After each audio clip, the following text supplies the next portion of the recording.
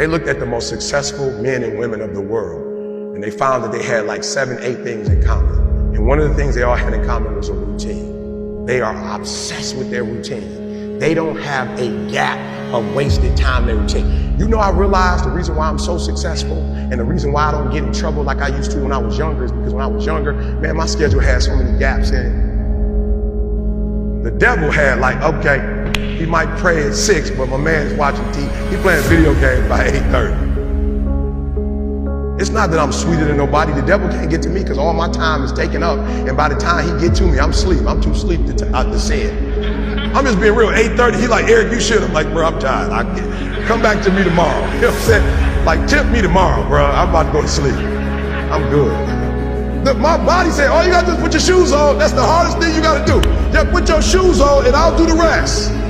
I can't put your shoes on for you, but put your shoes on and then just go. And I just went and I was walking I do the 11 incline, boy, and I was just walking for an hour and I was just like, you know what? It's almost an hour. I don't feel like running. My body was like, don't worry about it. We'll get to that when we get to it. I did my hour, I was about to get off. My body was like, you know we run now. I said, what? We run now, let's go. You ain't tired? I said, I am tired. No, you're not. You just walked for an hour.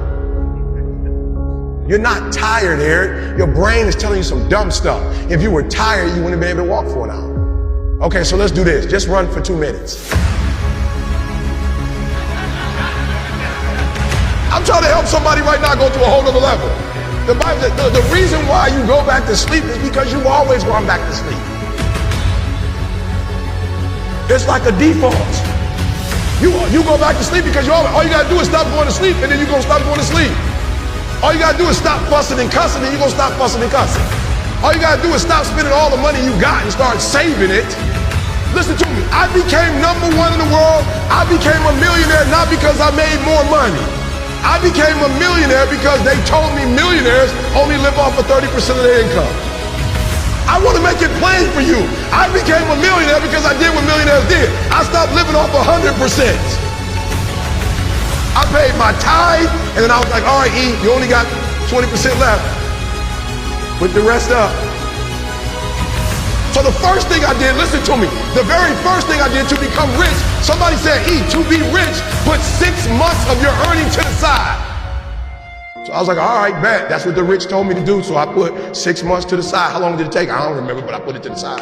Then somebody was like, yo, E, you need to put 100,000 to the side. I was like, all right, 100,000. Didi, we're gonna put 100,000 to the side. Then somebody was like, yo, you need to get your credit score up to 800. I was like, all right, get my credit score up to 800. Then somebody said, E.T., if you want to be Tony Robbins, there's no way you'll be able to be like those dudes when you don't have the language they have. You need to go get your master's and a PhD from the right institution. I said, what? I went to Oakwood. I went to HBCU. He was like, yeah, but you didn't learn the language of Zig Ziglar at Oakwood. So Oakwood is a phenomenal place. Oh, y'all not hear what I'm saying. I just said something, you missed it. Now you need to go to Michigan State University. CJ, you see my master's degree anywhere? What about my PhD? Not in the office, not at church. You didn't see it in my house? I didn't go to Michigan State to get a PhD. I went to Michigan State to learn the majority language. Listen to me very closely. When you graduate and you get a job, if you want to get paid, you never say no. You never say it can't get done. Don't you ever say out your mouth it can't get done. Even if you feel in your heart it can't get done, you don't say it out loud. You let the broke folks say that. You let the folks they find first say that. You always say it can get done. Even if you don't think it can get done, just say it and try to make up something. But every time I put on a dress shirt and button it up, I just feel, and I hear people say all the time, man, you look like you dressed for success. I'm like, is putting on a shirt and a tie dressed for success? I'm dressed for success. I'm getting paid. I'm dressed for success. I'm not dressed like he dressed, but I'm dressed the way I feel comfortable. I feel good being me. I feel good not to have to, like, not only can I say no, I don't have to explain why I said it no more. It feels good being me. Because guess what? I can never be sweet being you. The majority of you are poor because you read poor stuff. You watch poor stuff. Bro, you just scrolling through like you ain't got a life. For real, some of y'all on Instagram, you're on there for 30 minutes. If I ask you what you saw, you don't even know. You just scrolling through. Rich people don't waste time. They realize it's their most important commodity.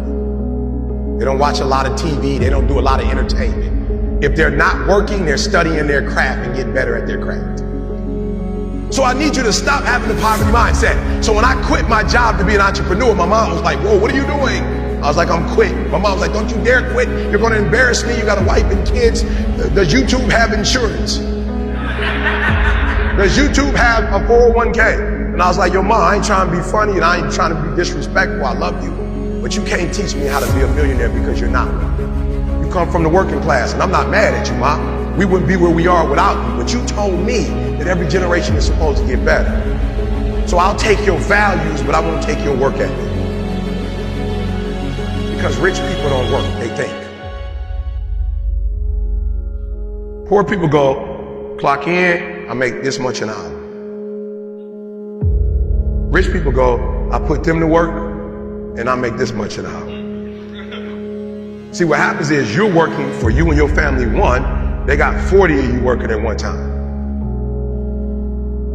So they giving you 20% and then they keeping the 80% off of 15,000 people. So what you have to decide is, are you gonna keep being the 99% or are you ready to be a part of the 1%? Because it doesn't make a difference where you come from, high school dropout. It doesn't make a difference where you come from, GED. It doesn't make a difference where you come from, a 17-year-old mom that got pregnant. It doesn't make a difference where you come from, took 12 years to get a 4-year degree. It doesn't make a difference. You know what makes a difference? What makes a difference is when you become a 99% or a 1%. And when I start thinking like, acting like, and behaving like a 1%er. So I went to every single class, and when the teachers was talking, they thought I was just doing homework. I wasn't. I was listening to how they conjugate verbs. I was listening to how they tell stories.